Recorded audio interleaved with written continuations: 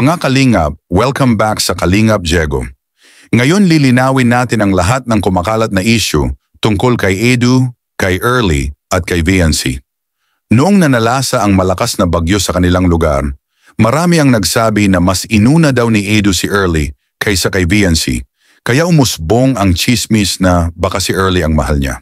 Pero mga ga, si Early ay beneficiary, kaya natural lang na unahin ni Edu ang tungkulin niya lalo na sa oras ng panganib. Hindi ito tungkol sa love life, kundi responsibilidad. At hanggang ngayon, wala ni isang patunay na may relasyon sina Edu at Early. Puro haka-haka lang ng mga mahilig gumawa ng kwento. Ang totoo, si Edu ay consistent sa pagiging matulungin at profesional sa mga tinutulungan niya. Ngunit kung pag-uusapan ang tunay na koneksyon, si VNC ang hindi maipagkakaila. Sa dami ng vlog at events, iba ang ngiti, aura at comfort ni Edu kapag kasama si VNC. At ang pinakamalaking patunay, yung live mismo ni Edu kung saan hindi siya mapakali, hindi siya makafocus at hindi niya mapigilan na hanapin si VNC, kitang-kita kung gaano siya nag-aalala. Hindi mo pekein ang ganong kilos, hindi yun pangkaibigan lang kundi emosyon ng lalaking may nararamdaman.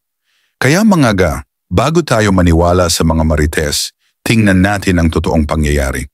Inuna ni Edu si Early dahil tungkulin niya iyon, pero si VNC ang tunay na laman ng puso niya at mismong live ni Edu ang nagpatunay na malalim talaga ang nararamdaman niya para kay VNC.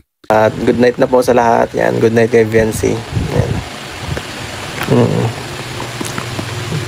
Good night kay VNC, kay wifey ng lahat. Ingat ka palagi. Huwag kang... Kung may problem, sabi ka lang, okay? Bye-bye. Anong masasabi niyo tungkol dito mga Kalingap?